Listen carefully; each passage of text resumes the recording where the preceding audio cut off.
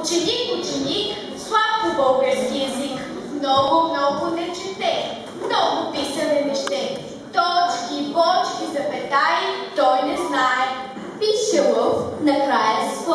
Пише гъска с главно г. Пише боб вместо поп, гладения хайде, тъй буквите яде. Но веднъж за новостта фаща го урок вън и като го очаква даря, право му сърце кара. Гледа Киро, сърцата ходи се намира.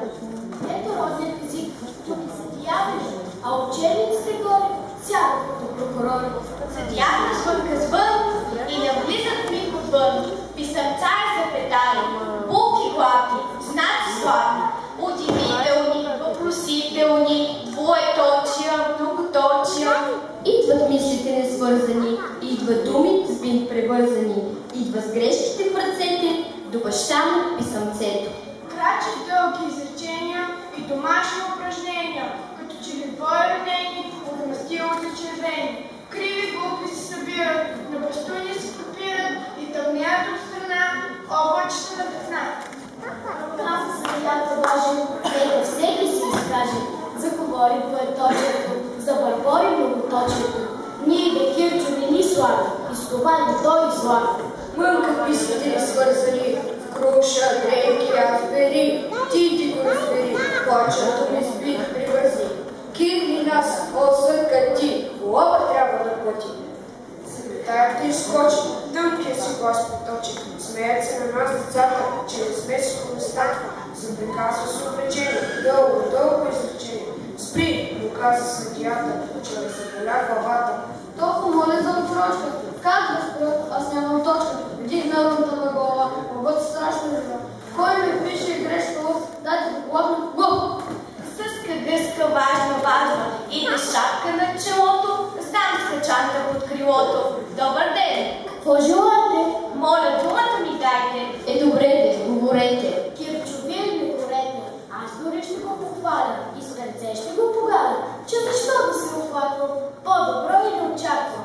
Пише Кирчо с малко г, а пък гъска с главно г. Тая работа е славна, аз от Кирчо с посъмка. Що ми излезе, тя е хоп, но търчал плаше поп. Дядо Попе, крути се! Зло ме сполечава, братя, той не знае правописа. Знае, че иска вместо поп да яде на обед поп. Телефонът ми заплаха, наскърби ме, Кирчо ти, на телеме съкрати, панталонът се оплака, ти ми буквите прогони, написа ми балон, котаракът се обади, колко букви ми изяде и на место котарак ме написа просто рак. Жално хълца писъмцето, ти разкъса ми сърцето, че до татка си е стати, с 300 грешки ме изпрати. Пред съда за миг петната му зацапаха главата. Ах, какъв е хубавец, Кирчо с нашия венец. Скача до крак, удивителният знак. Аз се чудя как така, тая Кирчова ръка. Тъй стои без наказание, що ме Кирчо без желание да се учи, да в живота да се учи. Въпросително те пита, разтревожена сърдита. Аз задавам тук въпрос, що ме Кирчо толкова спрос, да не учи книжките, а ги писат мишките, то защо ли прокурора го не прати в затвора? Тръпне Кирчо пред съда.